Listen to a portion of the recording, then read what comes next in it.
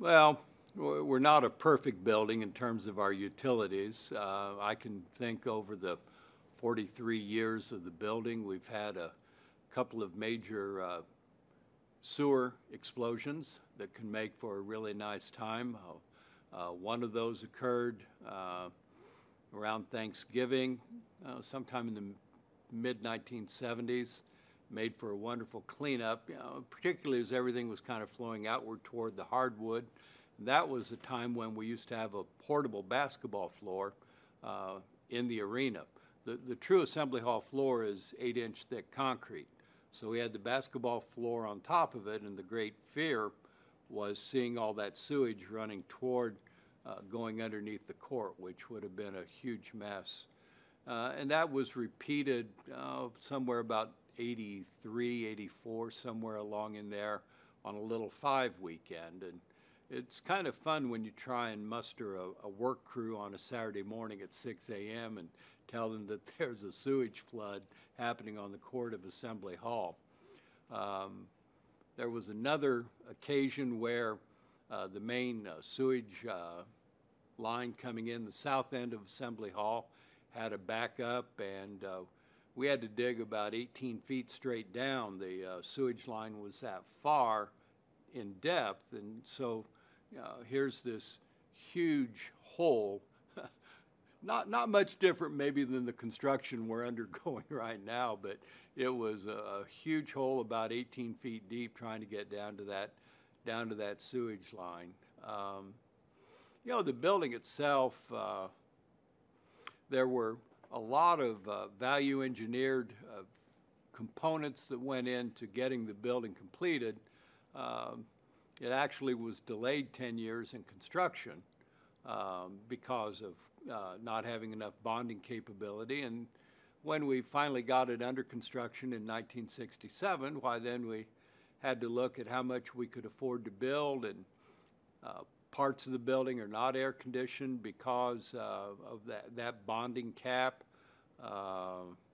Some other areas, wiring was compromised a little bit. I say compromised. It was within code, but maybe they substituted material that was less expensive than the standard that might have been used. The building was planned to have an ice sheet, of all things. Bill Orwig, who was the athletics director at the time, a Michigan graduate, he was a huge proponent of college ice hockey.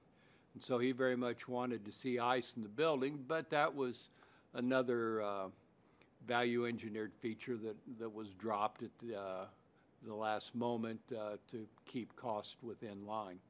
There were a lot of things that Coach Knight had the ability to influence the 29 years he was head men's basketball coach.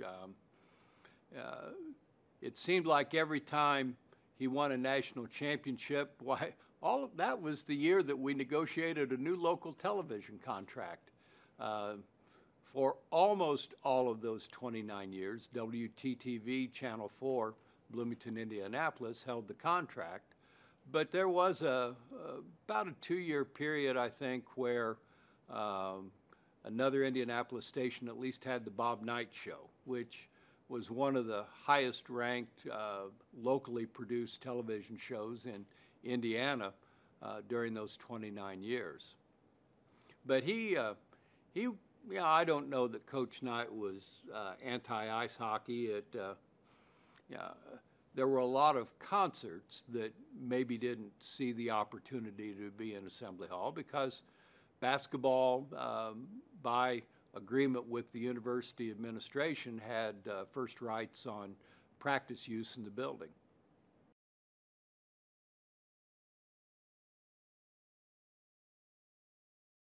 Oh, I've seen any of the concerts that have happened. I've been with the department basically since the building opened in 1971.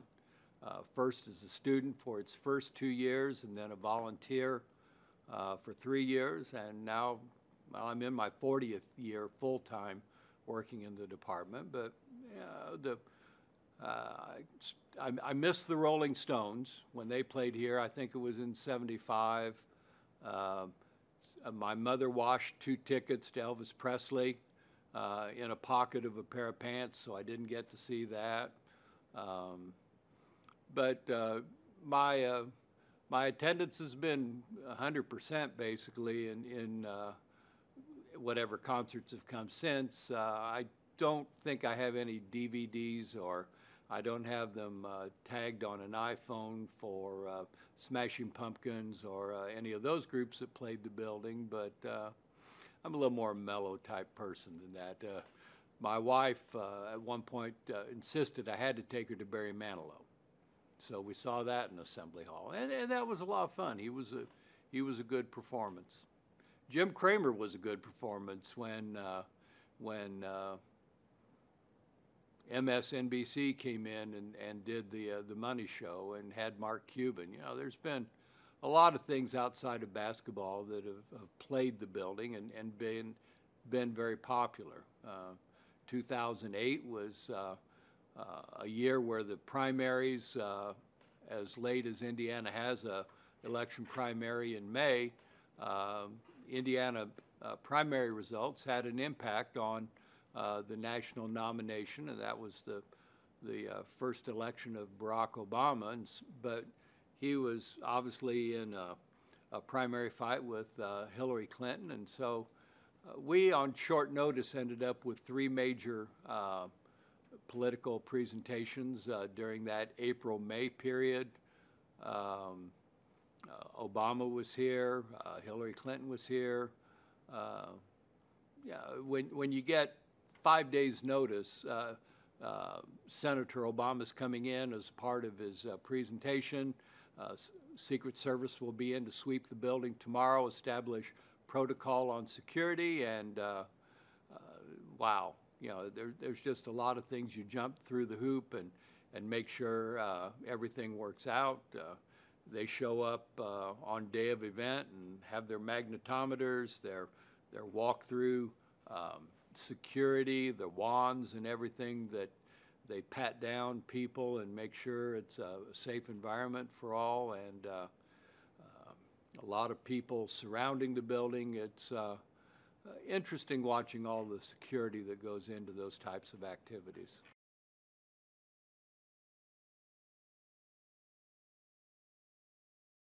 You know, over the 43 years the building's existed, why, there's been a lot of things found. For instance, there's a large air plenum that runs north to south the length of the building, paralleling the basketball court. And I can remember when we opened that one year, it was probably the mid-'70s, why, we found a fully made bed that was back in there. It being an air plenum, there was also a lot of ductwork in there for the air conditioning system, and about a 60-degree temperature in that particular space. And I don't know who lived there, if anybody ever did, or if it was something that was forgotten and left there after the construction of the building that was a 4-year process from 1967 through 1971. We found, you know, in the upper areas, the 4 stair towers that go to the roof of the building, you know, we've found food cans, we've found cigars, we've found cigarettes. Another case where I think there was an Army cot once, maybe, that we found in one of the towers, as if someone had been staying there. A lot of people always have the feeling when they're in Assembly Hall after hours that it's like the building is never unoccupied.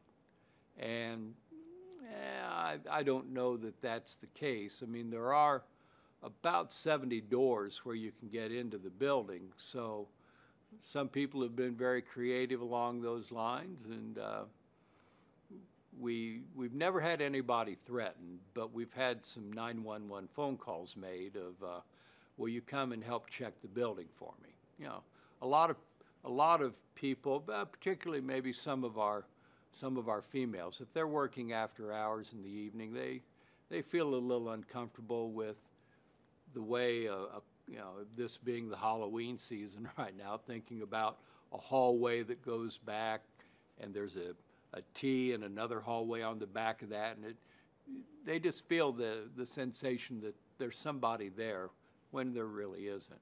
But dark nooks and crannies kind of have odd feelings created by them.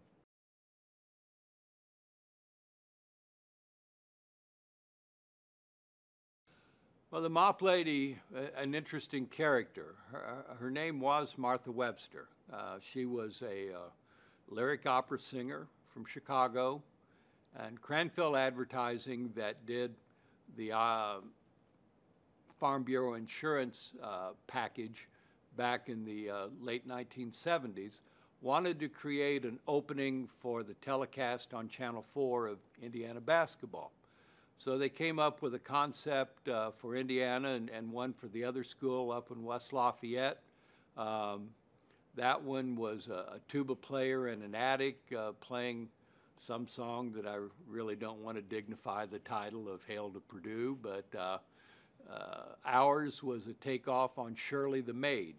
There was a very popular cartoon that appeared in newspapers, and or Hazel the Maid it was. Hazel the Maid, that was the cartoon name. Shirley Booth actually played the character in a televised series comedy. And so they got with a talent group out of Chicago. Martha came down, they put her in a red wig and then the white starched outfit and the red small apron, and she came down the East Court level hallway humming and singing Indiana, Our Indiana. And at the end of that, she was as she laughed, and what everyone has seen all these years, there actually was to be some follow-up action where she started running as if the crowd was roaring out in the seating bowl of the arena. But when they got back to the editing suite and looked at all the film that had been shot, they were extremely happy with the giggle and the flip of the hand as she then swept off camera. And so that's how Martha Webster became a part of Indiana basketball folklore. She came back maybe 3 years more after about 1979 and reprised the role at actual basketball games. I can remember one where the wireless mic in the pocket failed to start. So she came over to the scorer's bench and ended up with my microphone. I, of course, do the public address announcing in the arena. And so besides sharing a microphone with Bob Knight, I've shared a microphone with Martha Webster so she could do Indiana, Our Indiana, and get the crowd fired up. But they came back once in the early 1990s, Cranfield Advertising that is, and they did a commercial with Martha where she was out on the actual court. And so she was sweeping, and the camera was at a rather low view, and so she was sweeping along and hit the feet and legs of a person, and then the camera tilted up and panned back, and she had ran into Coach Knight. And the point of it was, you know, Coach put his arm around her, all 6'5" of him around this 5'2" lady, and he started laughing. It's Martha, you're back. And, you know, then Farm Bureau insurance ad ran after that. And it didn't have the play, obviously, that the opening did. Cranfield Advertising has been very kind to Indiana University Athletics to allow us the rights to actually run that original opening as a part of any Indiana men's basketball game now. The video that is ran in the stadium on our large LED board.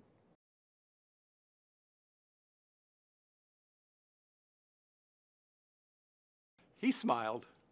You know, it's interesting. I mean, I was around him all 29 years he was with Indiana University, and obviously a working colleague and assisting his area. He simply asked you be loyal to him, and he would reciprocate. And he very much did that toward me, and I value that. But We have championship pictures that are on the walls in the Assembly Hall West corridor. And you learned how to read the reflections off of those pictures.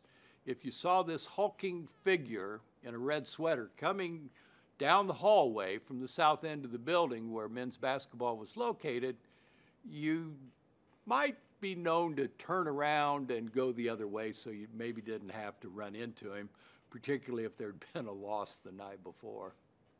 You just learn how to read and be smart about things.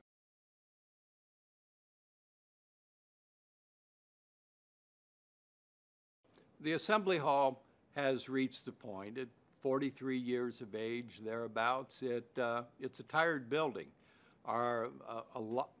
We have $35 million allotted toward this renovation project. There's a goodly amount of that that's being dedicated toward utility upgrades.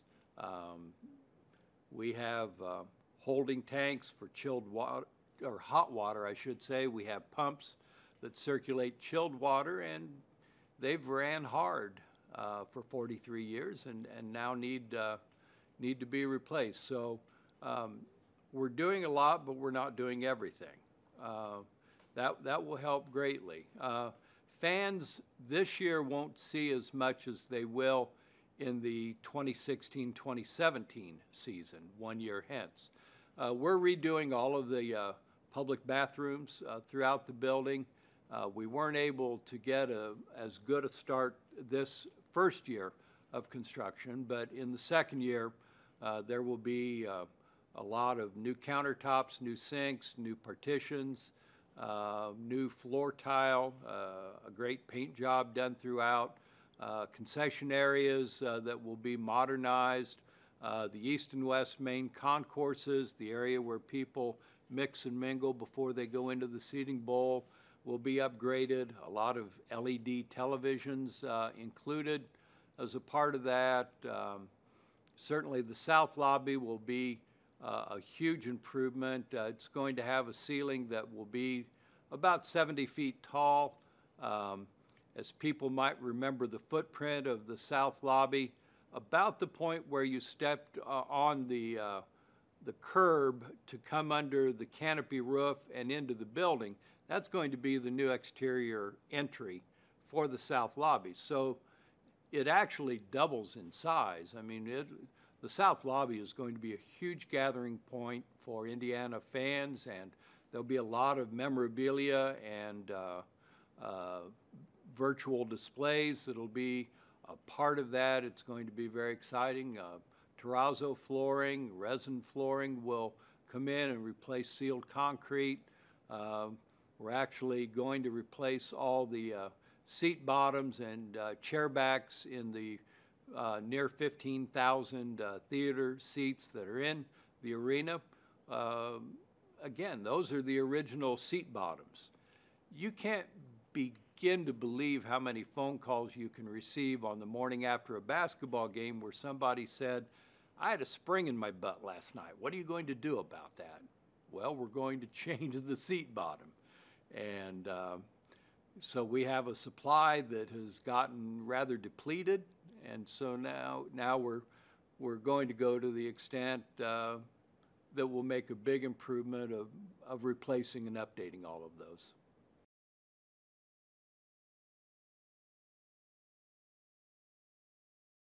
Now, the Assembly Hall, there actually was a different design that was the original discussion point in 1955 when the planning started.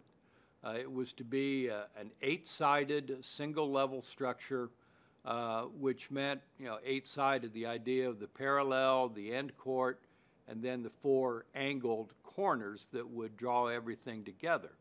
There would have been no balcony, no pillars, but the administration, both in athletics and with the university, felt that that was a very daunting task to have that large of an arena. They actually were looking at 25,000 seats.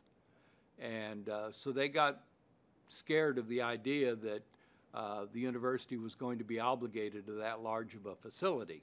And so they decided to scale back. The challenge was to get as many seats on the side of the court as possible. And we ended up with that. I mean, the parallel sides have upwards of 14,000 seats facing a common stage. So 2 theaters facing a common stage. And that meant, unfortunately, though, that they had to go back because of the roof construction at the time. There was no clear span, air-supported building like people would remember the RCA Dome, the Hoosier Dome in Indianapolis, or now the Carrier Dome in Syracuse that still exists. That structure wasn't available in 1955, so they came with as a building that was a football field plus, well, 2 football fields across, 660 feet across at the 10-second line. But to stay within that footprint, that meant then the bleacher, the rake of the seating, a lot steeper, and then certainly the balconies came back into the design. So all that's there, unfortunately. And one of the things that's going to be a part of the improvement also, people have long complained about the railings that obstruct the view. Well, all of the railings in the seating bowl will come out and be replaced with tempered glass or a very heavy plexiglass. And so sight lines are going to improve substantially when you don't have to look through 2.5-inch thick boilerplate or metal railings around the seats or in the front row looking out toward the court. You know, I think one of the things about Assembly Hall that people appreciate, it has a very decided home court value. By having the seats that we do on the floor, what I affectionately call the Spike Lee and Diane Cannon seats, you've got about 78 seats that are on the side court, maybe 2 feet off the sideline. At the end court, about 8 feet back from the end lines. The bleachers certainly right there, and very passionate fans that are in those seats game after game after game. There's a positive feel that always has existed for Indiana basketball among its fans, be it students, faculty, staff, and public, and all 3 represent very, very important constituencies. That we try and balance the seats that are available for each of those to try and meet the demand. You can never satisfy the demand for Indiana basketball. Back during the very successful Bob Knight years of the 70s and 80s, Indiana University was an amazing situation where we had 9,000 seats devoted to the student body, basically both balconies, both of the end bleachers, and then the half of the east side of the arena, 9,000 seats. We sold 16,000 to 18,000 student season tickets. You know, half the student population of Indiana University Bloomington had basketball season tickets. And so now, you know, today's student here in 2015 can talk about 8 to 10 to 12 home basketball games that they are able to see as a part of the package. Back in the 80s, students saw on average maybe 4 to 6 home games because we tried to rotate the tickets among everybody. And this was pre-computer generated tickets. And so you can imagine what it's like having all these slots with tickets in them that the ticket staff would have to manually go through as somebody was sitting there with a device with numbers in it where they'd throw out a number and that'd be the rotation pattern. And they knew what tickets they had to fill in that rotation pattern. And so they'd go through, pull them, put them in an envelope, and put the person's name on the ticket. And, you know, a very laborious thing to fill 9,000 seats. But it was the means and the mechanics that was available at the time. But fans are passionate. They yell.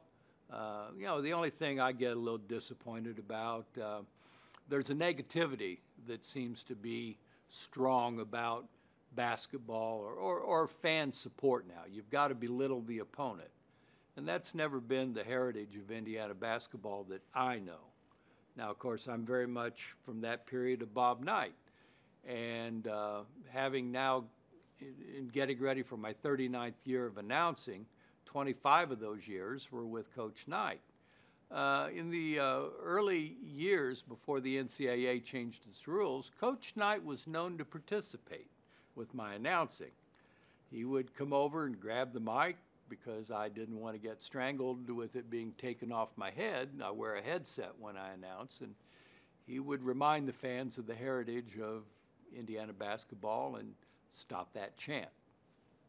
In a little different language, he might say that, but stop that chant. And so I'm still known to every so often have to remind people that profanity is a potential NCAA technical foul, and please refrain from using profanity. Now, who's going to define profanity?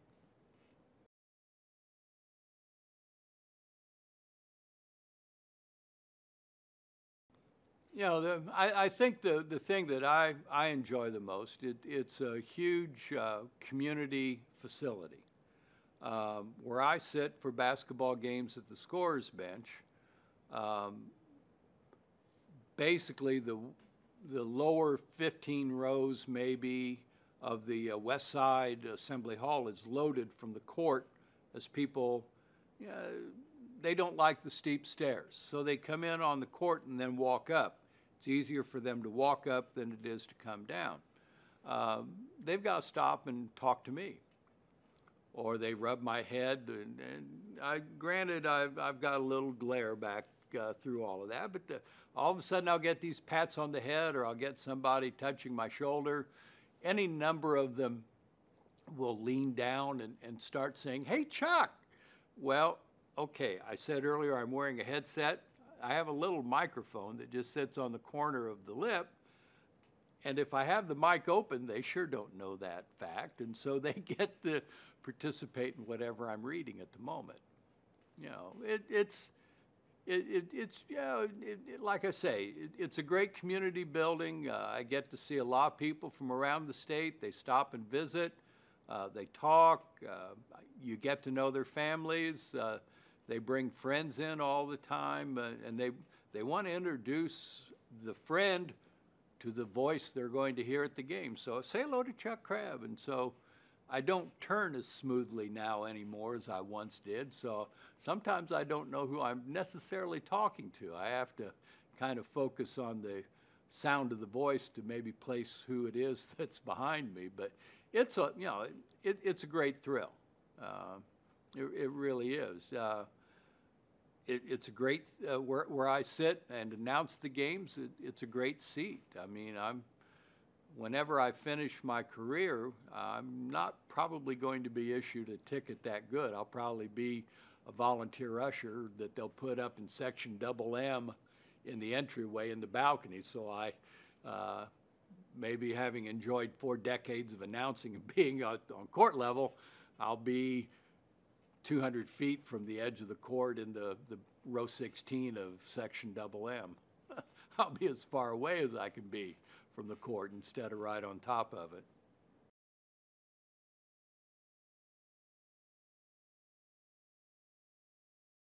Assembly Hall was designed in 1955. It was bid once and came in over bonding capability of the university.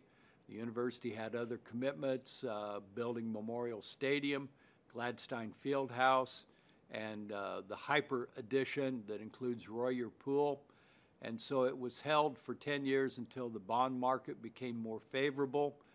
Construction began in December of 1967. Of all things, on the day the football team left for the Rose Bowl in Pasadena. It was just shy of 4 years in construction. Some very harsh winters, 67 through 71, that slowed the construction. There was a change in some of the subcontractors. And then just the very nature of the the novel design of Assembly Hall. Its footprint is about 330 feet by 330 feet. It sits on solid limestone bedrock and actually is some 5 feet higher out of the ground than was originally envisioned. But when the contractors hit the stone and saw it was a solid slab, that's it. There's the floor. We're going up from here.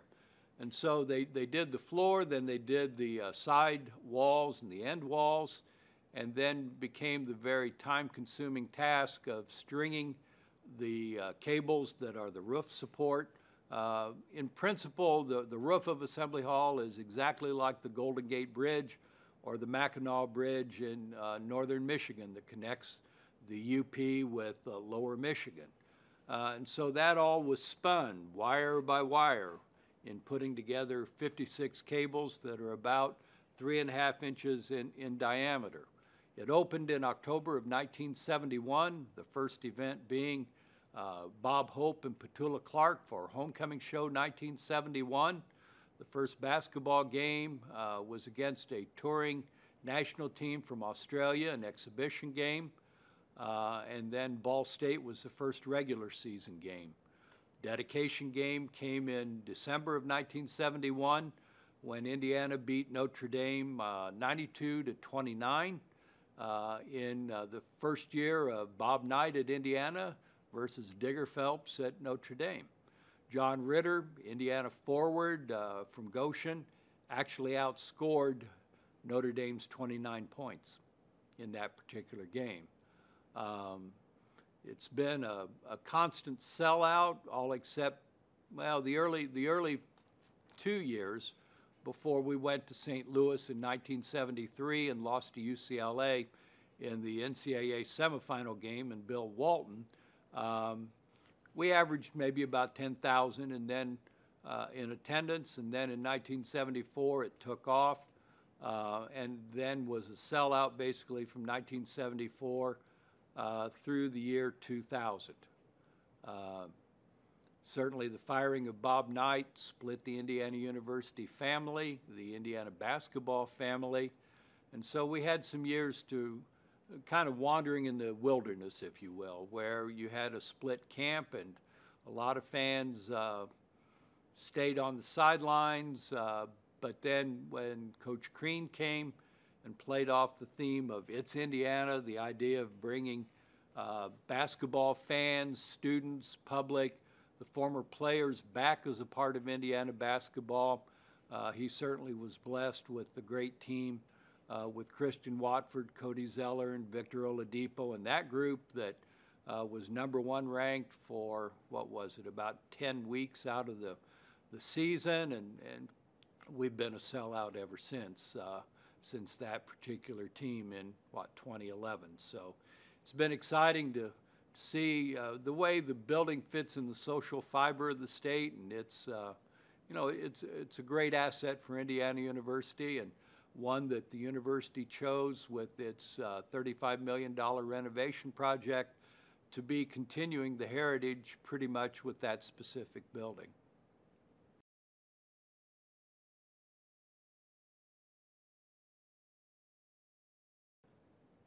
One of the things that today's basketball wanted to get, instead of a multi-purpose building that was shared with a lot of activities, was to have a practice venue available that the players could use one-on-one, or practices could be conducted in that venue as well. And so, of all things, Kelvin Sampson, in the 2 years that he was here at Indiana University, he was a strong proponent of that, and so the building was actually started during his tenure. And then when Coach Crean came to IU some 7 years ago, not a lot changed in the design, but certainly Coach Crean, in having a great appreciation of Indiana tradition, he was able to influence some of the look of the building, the branding that took place. But the building has 24-hour, 7-day-a-week access via security system, proximity card, or student ID card. The players make great use of it. They can go in there at any hour and shoot. They don't bring their friends. I mean, the building is for the men's basketball team in one gym, and then a second gym for women's basketball. The building has a very equal look. Whatever the men have, the women have also, and greatly complies with the gender equity concerns that take place whenever you're planning a building. One of the interesting things, we wanted the ability to seamlessly go between the practice venue and the home court for games, and so there's a tunnel where Weddle Brothers Construction Company of Bloomington that built Cook Hall had to deal with limestone. The building actually moved about 20 feet in order to avoid some extensive limestone removal. We also did some value engineering before we even started construction, where there are 13 arches that support the roof line over the practice, and they eliminated a 14th arch, which cut the building about 5,000 square feet in size. But you wouldn't know it unless someone who knew about the planning of the building would tell you that.